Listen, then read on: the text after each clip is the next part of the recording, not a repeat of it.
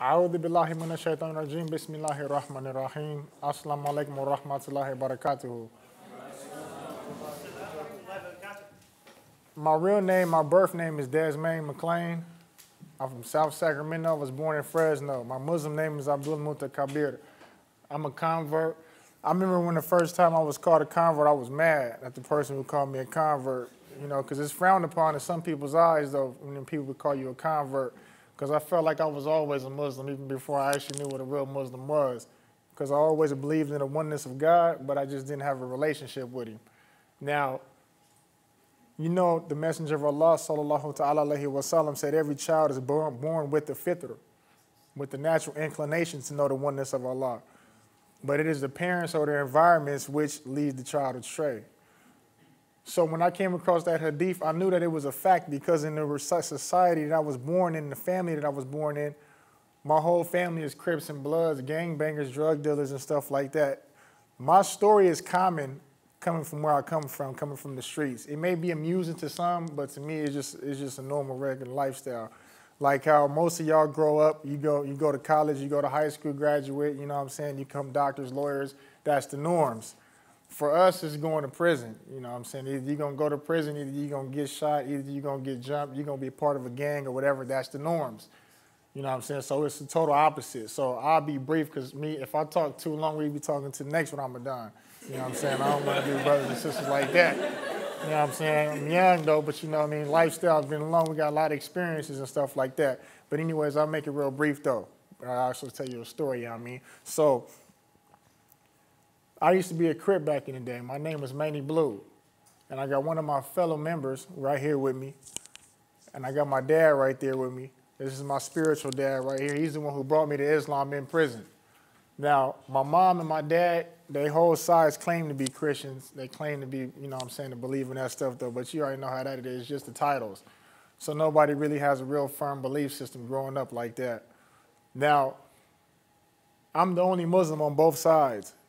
As far as back as generations from studying my history and all that, I'm still the only Muslim on both sides. So this is something new to my family and stuff like that. So we got to stand firm being who we is, So I've tried just about everything coming from where I come from. We've sold drugs. I've been to jail for that. Robberies, been to jail for that. Fighting, gangbanging, all that. So when you're trying to find yourself in life, and the reason why I'm bringing it up is because when you're trying to find yourself without no real guidance or without no real direction, you go through trials and tribulations. So everything that I know from what I do know as being 27 is that I learned everything from trial and error. I never had no real guidance, so I bumped my head many times. And inshallah, I'll stay out, but I might bump my head in the future. But that's the way that I've learned. That's why I have the experiences that I have. Not from reading books, not from learning from anybody else, but from my own experiences. One thing I can say is before I became a Muslim, I didn't have no knowledge. I've never read a book before, didn't have any type of book smarts, didn't even care about no type of knowledge or none of that. I was just strictly streets. And one thing I do know is that when you're ignorant, you think you know it all, though. But once you start to read and you start to step outside the box, you realize you don't know nothing. So I went to prison for some crimes that I've done. And while I was in prison, I was a gangbanger. But the rules is different from on the streets to in the county jail to in prison. See, on the streets, when we see whoever we see from the enemigos or whatever you want to call them, we do what we do. You get your stripes. You go to prison, you get out, everybody that know you from where you from, you get stripes like that. Oh, you've been in prison for how long? We know you kept it solid. Okay, you good. I want to be a little homie. I want to be with you. But when we come, we present ourselves to brothers and sisters who've never been a part of that lifestyle. It's like frowned upon. You've been to jail before. You've been to prison. What? It's looked at from a whole other point of view. But the reason why I mention that is to let you know that I'm like an open book, so I come and I reveal anything. There's no secrets for me. But when I went to prison, being a gangbanger, I realized that it's not the same. You cannot do the same thing to your enemigos that you do on the streets because it's more of a race thing. So if you just smash on somebody because they're from another area or because they're looking at you or they do something minor, you can put the whole prison in jeopardy from your small mistakes, and you can end up getting killed like that. So without having any order or any structure, you have to learn how to adapt to society or else you will get hurt. And when I saw the Muslims in prison, how they had order, how they prayed, how they ate together, how they studied, how they learned new languages, how they did everything unified, how they were demanded respect. See, Islam in prison is totally different from Islam on the streets from what I've experienced. I haven't been everywhere on the streets or in prison, but I've been to a few of them. Now, but one thing that I can say is that the Muslims in prison move as one. The brothers are strong. The brothers fight for Allah subhanahu wa ta'ala. Even though there's all types of other fitness and stuff that goes on within the communities. But as I was doing what I was doing as a Crip, my homeboys started to press me for the things that I was doing because me being a hothead at the time will put them in jeopardy. And we got some brothers who are lifers, some who are going home soon. And if I beat somebody up, the ones that's going home soon, they got to move too. So, you know, it's putting everybody in jeopardy. So they was going to remove me if I continued to do the things that I was doing. So I said, why would I dedicate myself to something to where I can't even live it to the full-heartedly? So I started to back out of that. Then I started to pay attention to the Muslims, and I seen how they did things. And it interested me because I was always seeking order and guidance. But I never had no father growing up and stuff like that, so I was oblivious to it. So my spiritual father right here, who was the leader of the Muslims at that time, was educating them, teaching the brothers Arabic, teaching their brothers how to read Quran, teaching their brothers how to learn history and stuff like that, where we come from. He was real serious about learning your history. So one day I just was out there working out in the yard in the day room, as a matter of fact, and I walked up and I see one of my homeboys who was from my gang. And I asked him, hey man, what you doing? He like, working out. I'm like, I'm finna work out with you. So as we talking, he like, his name was Cannon. But he told me like, hey, when a brother come in, he was talking about him. He was like, when a brother come in, don't call me Cannon, call me Hassan. I'm like, why you want me to call you Hassan? He like, because I'm a Muslim now, and then I want them to know that. I'm like, all right, cool. So they come in and they pray. And then I ask him like a day later, I come sit at the same table and he comes sit down next to me. And I'm like, hey man, ain't it time for you to pray? And he looks at his watch and he's like, in a few minutes, why you asking me if I need to pray? And I was like, because I always see y'all pray at this time, because I was interested in Islam, but I didn't know how to really just walk up and ask at that time because I liked it. You know what I'm saying? It was amusing to me. Because I like the warrior side of Islam, you know what I'm saying? The way we can stand up for what's right and forbid what is wrong. That's in my heart, you know what I mean? So he said, what you believe? I said, I believe Jesus is God. And he was like, you believe Jesus is God? And I'm like, yeah. He like, do you believe that because it's something you was taught, or do you believe that because it's something that you learned on your own? I couldn't even lie. I'm like, I just believe that because my mama didn't believe it. I don't even know. I don't even really believe that. I told him straight up. I couldn't even argue with him, nothing like that, because it was the truth. You know what I mean? So I'm like, anyways, what's that stuff y'all be over there doing? He like, we reading Quran and learning new surahs. I'm like, man, I want to learn that stuff. I'm like, man, hey, I want to be a Muslim. And he's like, you don't want to be no Muslim. I'm like, for real, I want to be a Muslim. He's like, nah. What I'll do is I'll take you to Jummah. I'm like, man, all right, let's go. So I'm waiting the whole week to come to Jummah. I'm juiced. I see him pray. I want to pray and all that. I'm like, let me pray. They're like, you don't even know the prayer. So I'm sitting up there waiting for Friday to come. I finally go into Jummah. I don't know no Arabic or nothing. And they did the whole khutbah in Arabic almost. So I'm sitting there and I don't know what they saying, but I could just feel it though. You know what I'm saying? I knew it was something that was compelling me towards something. So I went in there and I saw all the brothers and all that. And you got to mind you, in prison is different. You might come across somebody who's been down for like 50 years straight. And this person might see he's been a Muslim for 50 years straight, but he don't even know the Al-Fatiha. He won't even know nothing. But he'll tell you I'm a Muslim though, and he'll fight you for saying he ain't one. So, you know what I'm saying? It's completely different. So when I first went in there, now he was the Amir. So he was the most educated, mashallah. So when I went in there and I sat down and he started asking, who knows the 5 pillars? Nobody raised their hand. I didn't know what the 5 pillars was, so I didn't raise my hand. Articles of faith. You know, so he started teaching brothers. I started picking up on it. Next week, he like, who know the 5 pillars? Nobody raised their hand. I knew it because I studied it. I knew the articles of faith. So within that week of me going back studying and all that, I picked it up real easy, the foundations. So then he pointed me out like, this brother only came 1 week, and this brother just came and outshined all y'all, and y'all been Muslims for 30 and 40 years. So the brothers start turning around, looking at me and asking questions and stuff like that, you know what I'm saying? So the brother had to impose that Allah gives tawfiq to whoever he gives it to. It doesn't matter how long you've been a Muslim. It matters how sincere you are. However sincere you are in the efforts you put in, you'll reap the benefits. So I finally became a Muslim. This was 2014. I've been a Muslim for almost 5 years, mashallah. So I took my shahada on New Year's Day. So finally I kept begging the brother. I'm like, man, let me be a Muslim. Let me take my shahada. He like, nah, you ain't ready to take your shahada. I'm like, man, you can't tell me I can't be a Muslim, dude. You can't tell me. I'm like, man, I believe in God like you do. You know what I'm saying? I want to be a Muslim. But I didn't really I only had my own idea. I'm thinking that if it wouldn't have been for this brother right here, I wouldn't have known nothing about the Prophet Muhammad. I wouldn't have known nothing about Allah or nothing. Because in prison, all the brothers do is care about is I'm a Muslim. And they be selling drugs, they gangbangers and all that. So you don't even know. Nobody ever be like the Prophet said, don't do this or you should do that. All they know is I'm a Muslim. You want to get high, I'm finna come slide some on your door later on. You know what I'm saying? We're going to go do this and bust that move. So I praise due to Allah for Allah guiding me through the brother. You know what I'm saying? Because if it wasn't for him, man, I wouldn't even have been a Muslim. So I was only around him for like 2-3 months. But the brother kept pushing paperwork on me, like, because in prison, we can use computers and stuff to download like books and stuff like that. So the brother, since he was the Amir, he would download a lot of books, and he would just come, when we would come in for Juma and Thalim classes on Saturdays, it'd just be a gang of books out. So we all pick up a book and go back and read. I would go back and read because I was in trouble. I was the only one that couldn't leave the day room because I would always be on punishment for like dumb stuff, fighting and, you know what I'm saying, cussing the staff out and stuff like that. So I couldn't leave the room. So I studied because I couldn't leave. Everybody else doing their thing. So when it was time to go back, and then he would ask questions, because one thing he did that was real smart was that he would read everything before he gave it out to everybody. So then he would ask questions to see who actually studied the books. And I was the only one studying them. So as I started to pick up and stuff like that, he realized that, okay, I'm going to pay more attention to him. So he started giving me assignments, and I started fulfilling the assignments.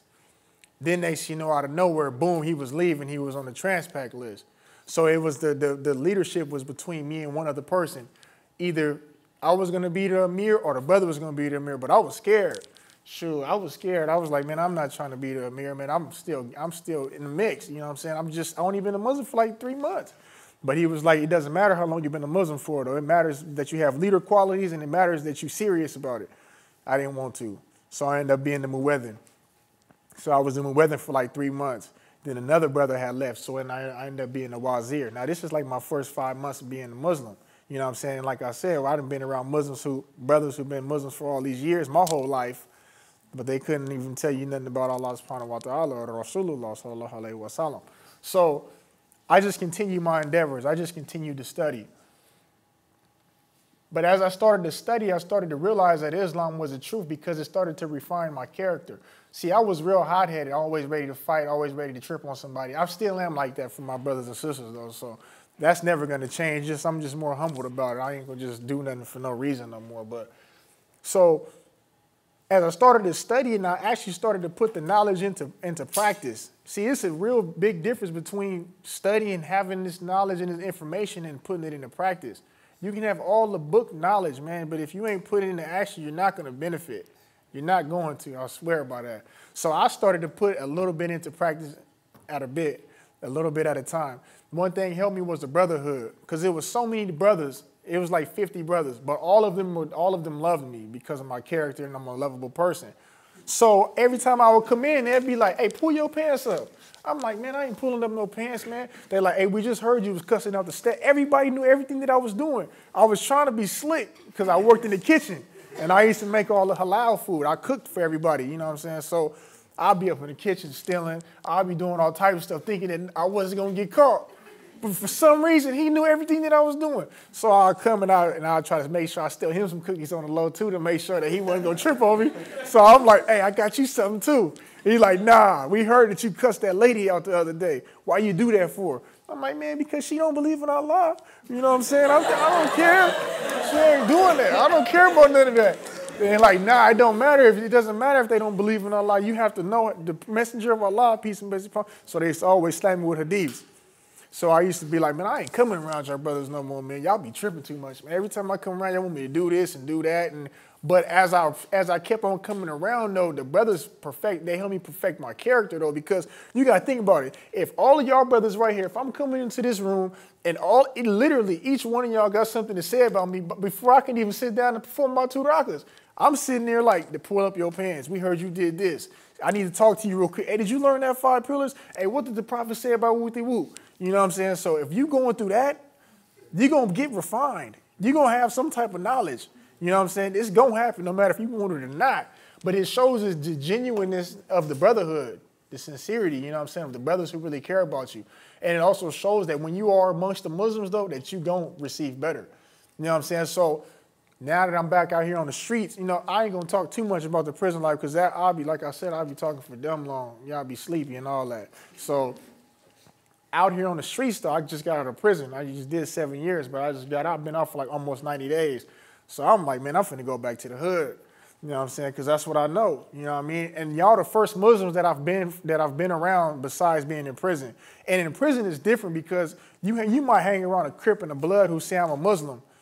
But since they're a Crip and the Blood, yeah, they come to Juma and stuff like that. But if the Bloods and the Crips get into it, they gonna move with the Bloods and Crips. And those who are genuine Muslims, you know what I'm saying, you can get put in danger because of that, because you don't know who's rivals with who got going on. So it's completely different. Y'all genuine to me. That's why I came to this community, because I'm like, these is real Muslims right here. There ain't no half-stepping. It ain't none of that kind of stuff. You know what I'm saying? So I went back to the hood. And in my hood, everybody say they're Muslims. You know what I'm saying? Everybody do. And when they see me, they be like, hey, Blue, assalamu alaikum, Mark. I be like, what's going on, man? They like, you going to take me to Juma? I'm like, man, come on. Nah, I'm just playing. You're going to have to take me next week. You know, they take it as a joke. But where I come from, everybody claims to be a Muslim because everybody knows Allah is the creator of the heavens and earth. That's what I will say about the brothers. When it comes to the practice, brothers ain't praying. You tell them to pray, they're going to be like, pray. We don't pray. We just believe that Allah is the only God. So I compared of being with the homies from the hood and from being amongst the Muslims. And I see the different treatment. I see the genuineness of the brotherhood, and I see which I reach more of success being with. And I ain't going back to the hood like that no more because I realized, man, that it ain't real. It ain't real. But if that's all you know, though, if the hood is all you know, it's real to you. It's vivid. You know what I'm saying? Because that's what you grew up doing. You grew up doing it. But one thing that made me become a Muslim in prison was this. I had just got into a fight, so they took all my equipment away, my TV, Xbox, and my fan, and all that kind of stuff. So I had to sit in the room. I get 1 hour out a day. So I'm sitting down in the room, and I'm thinking in my mind, like, one of my homeboys from ENC, from my prison gang, used to come up to my door every day, and he used to slide me stuff. So then I'm laying down. He like, what you doing? I'm like, man, I'm thinking about my past, present, and future. He like, thinking? He like, man, I didn't know you know how to think, because I didn't. So I'm like, man, yeah, man. He like, what you thinking about? I was thinking about, because look, when you ignorant, bro, you think about the same stuff over and over again, but you just replaying it in different modes. You're thinking about the same stories that you did. Every cellie I get, I was telling them the same stories I did. You know what I'm saying? I get one cellie, we chop it up all night. We tell them the same stories. Get another cellie, they see everybody know all your stories. You didn't told everything. So I'm thinking, I'm like, all right, I've been in jail for this. My first time I was in jail, I was like 13 years old. I've been to juvenile hall for this. I've been in this. I'm like, dang, I done did everything. I didn't got all the stripes I can get in the streets. I can't get nothing else besides being a kingpin. You know what I'm saying? I ain't trying to do that. That's fed time. So I asked myself, is this where I want to be forever? What do I really want out of life? You know what I'm saying? So the real question started to come to me. And I answered myself like, nah, this ain't what I want to do, man. This ain't cool. I gotta stop being selfish, because I was always thinking about what I was gonna do to please myself. You know what I'm saying? No matter if it was lying, stealing, or cheating, whatever. I always had a good heart, though. It was just in the wrong place.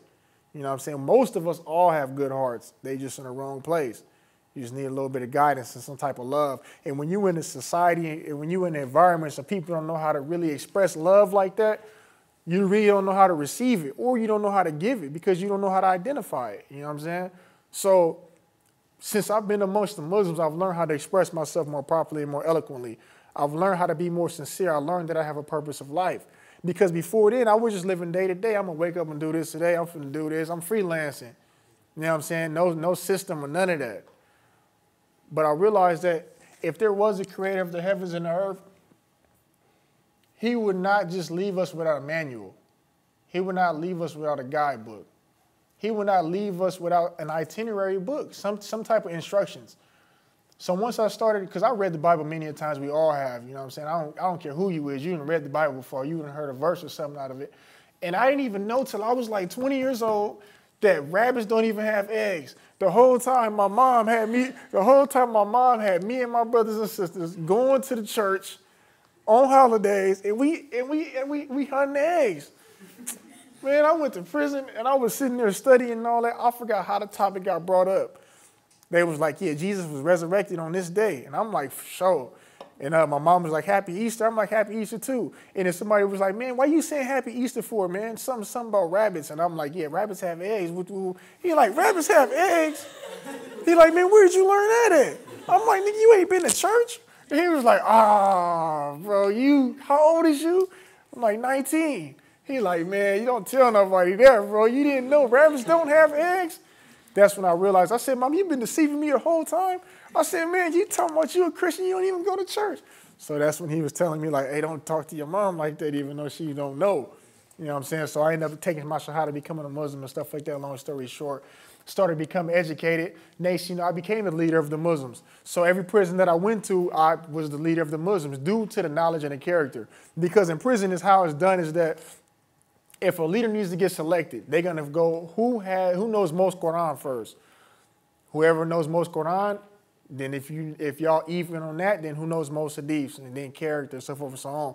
But the brother motivated me to learn Arabic because I didn't want to learn Arabic. I'm like, man, I'm an English speaker, and only thing I know is slang and English, and I don't care about Arabic. He like, learn it because when I leave, you might not know nobody else that can teach you it. So I just learned it anyways. Then he said, go memorize Quran. I'm like, man, I don't know what I'm saying. He like, just memorize as many surahs as you can. So I started memorizing surahs. Nation, I remember like 50-something surahs, and I was only a Muslim for like 2 years.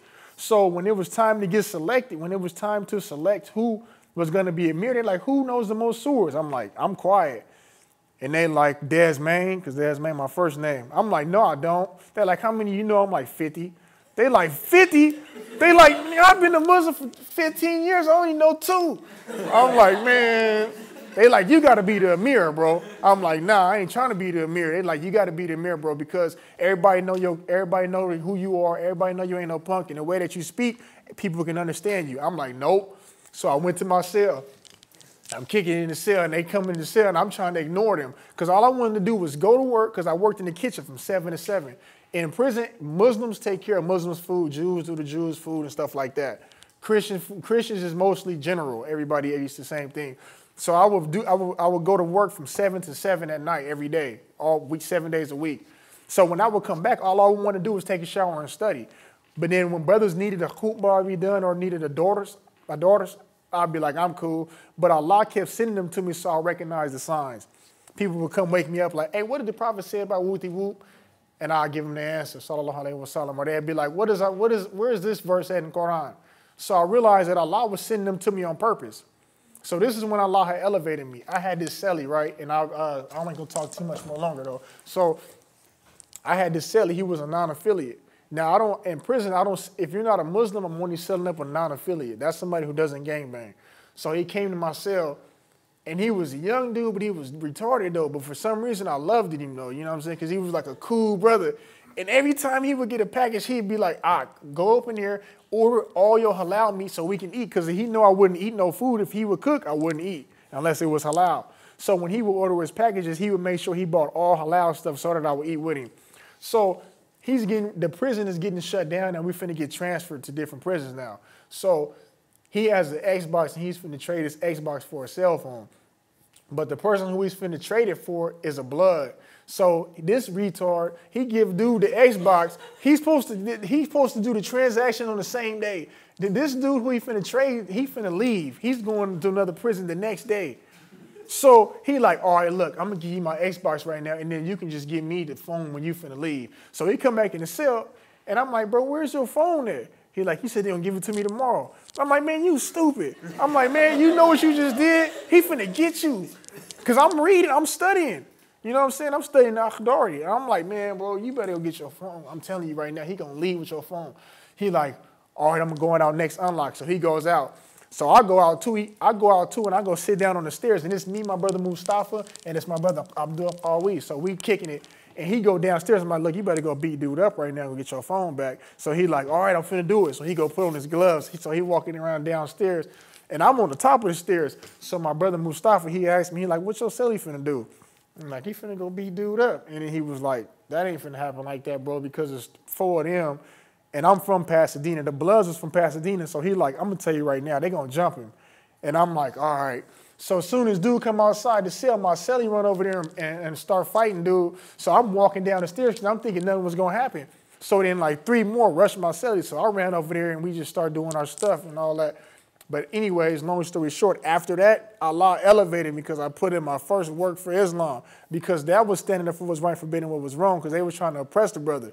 And because he was a non-affiliate, and non-affiliates don't have no backup, you know what I'm saying? So most people try to get over on them because they like, he don't got no homies, we finna take his stuff. But they didn't know. I said, man, he's under my protection. If he were a Muslim, he's under the Muslim's protection. I guess you thought I was joking.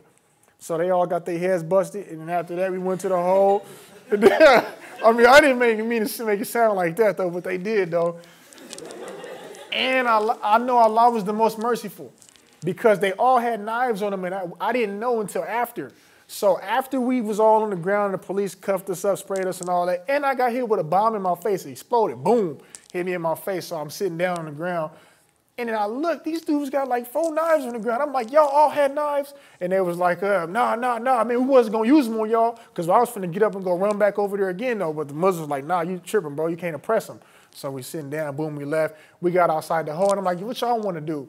And they was like, nothing. So I ended up giving them all hugs. I'm like, man, I just had to do what I had to do. Y'all gangbangers, I had to do what I had to do. Allah say, stand up for what's right, forbid what is wrong. So I shook all their hands, gave them hugs. It was good. Man, that next couple days, out of nowhere, man, I woke up like a genius. I don't know what happened. The knowledge, all the knowledge that I had was book knowledge. I like to study into Tasawwuf and Tawheed and stuff like that, right? Purification. But I was feeling like I wasn't retaining nothing because I'm reading all these books. I'm like, man, this knowledge, I'm not even receiving it. Then I must have woke up one day and they told me to come do the khutbah. I came and went out there and did the khutbah. Man, I said so much stuff I didn't know I knew. That's when I knew. That's when I knew. I said, ooh, this for me. I said, I'm finna keep on studying. I'm finna be a scholar warrior. And then from that day on, I started calling myself a scholar warrior, man. Ever since then, I'm like, man, I'm finna get on the streets.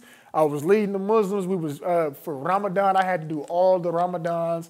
It's different in there.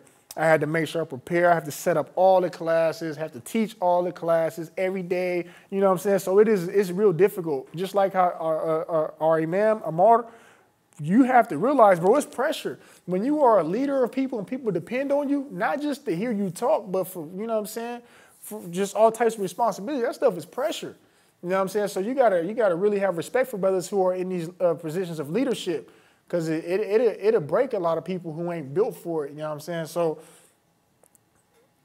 I took my studies real serious, and Allah has elevated me to a place to where it ain't no turning back for me, you know what I'm saying? I was doing it for the Muslims on the streets, for brothers who didn't care about it, you know what I'm saying? I still was doing it for how sincere I am as a brother. So now that I'm out here on the streets with the brothers and sisters out here, man, all I gotta do is fill in the ranks, you know what I'm saying? So whatever position is handed to me, I'm gonna do what I gotta do, inshallah.